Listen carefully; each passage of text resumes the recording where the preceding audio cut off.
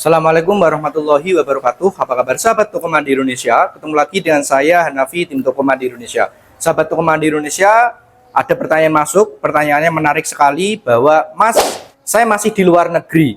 Bagaimana cara memulai bisnis ini? Bisnis minimarket. Oke, saya akan coba jelaskan. Kita nanti coret-coret di papan tulis.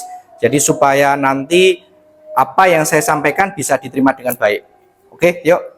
Oke, sahabat Toko Mandi Indonesia, supaya jelas, ini saya sambil nulis ya. Jadi strateginya bagaimana, Mas? Saya masih di luar negeri. Jadi yang pertama konsepnya begini ya. Konsepnya yang pertama ini biasanya kan ada suami dan istri. Ini yang kedua, suami, istri. Yang ketiga, suami, istri. Nah, Mas, saya masih bujang gimana? Nanti masuk di bagian mana saya jelaskan. Yang jelas konsepnya begini biasanya. Yang paling bagus adalah bisnis ini dijalankan, yang paling bagus adalah salah satu masih di luar negeri, salah satu sudah di rumah yang mengelola usaha. Contohnya anggap saja yang ini masih di luar negeri, yang ini sudah di rumah. Ya, menjalankan bisnis ini. Ini adalah yang paling bagus. Kondisi seperti ini adalah yang paling bagus. Karena ini masih ada penambahan modal untuk ekspansi, ya. Terus untuk yang suaminya di rumah, pengembangan usaha. Ini yang paling bagus, ya. Strategi yang pertama ini adalah yang paling bagus. Kalau memungkinkan penambahan modal masih oke, masih bagus, masih bisa terus. Yang kedua, usahanya dipegang sendiri, ya. Dipegang sendiri dan kerjasama yang paling bagus di bisnis di circle keluarga adalah suami istri, begitu ya. Adik kakak lebih bagus suami istri, ya. Untuk sisi bisnis begini, yang paling bagus, ini yang paling bagus. Atau yang kedua ini suaminya masih, dua-duanya masih di luar negeri ya, masih di luar negeri ya. Ini pengalaman kami mengalami punya mitra yang seperti ini sudah ada. Dua-duanya masih di luar negeri, dikelola tim profesional atau dikelola keluarga. Nah, kalau yang seperti ini juga bagus, tetapi semua punya plus dan minusnya masing-masing.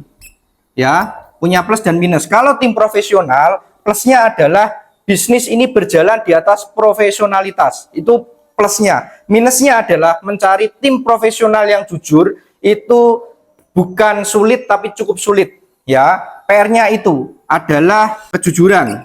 Ya. Plusnya adalah bisnis yang paling bagus adalah bisnis yang dibangun di atas profesionalitas. Nah, ini ya. Kalau untuk keluarga, plusnya apa? Kejujuran. Keterbukaan, itu yang bagus di keluarga. Minusnya apa kalau di keluarga? Adalah LPJ. Laporan pertanggungjawabannya yang sulit, susah diatur. Biasanya itu plus minusnya. Ya, plus minusnya itu. Ya, sekali lagi yang paling bagus adalah ketika suami masih di luar negeri. Ini atau sebaliknya, istri yang di luar negeri, suami yang di rumah menjalankan usaha. Ya, ini yang paling bagus. Yang kedua adalah ini. Terus yang ketiga adalah dua-duanya sudah di rumah. Dua-duanya sudah di rumah. Jadi sudah di rumah. Ini juga sudah di rumah. Artinya dua-duanya itu sudah pulang dari luar negeri, atau intinya sudah ada ya, sudah yang ekspansi atau penambahan modal itu sudah tidak ada yang dari luar negeri ya. Tapi yang di rumah ini dua-duanya turut serta mengembangkan usaha. Nah, ini adalah poin ketiga. Yang seperti ini juga bisa ya. Tetapi sekali lagi yang paling bagus adalah ini. Artinya kolaborasi yang paling bagus adalah ini. Yang kedua ini, tapi mempunyai plus minus ya. Kalau mau dikeluar tim profesional atau keluarga, plus minusnya adalah ini. Terus yang ketiga adalah memungkinkan seperti ini. Jadi suami istri sudah di rumah semua, jadi semuanya pengembangan. Ini larinya kenceng tetapi permodalannya yang kurang kenceng. Kecuali posisi di rumah sudah benar-benar membawa modal yang banyak, begitu. Paling tidak 600 jutaan.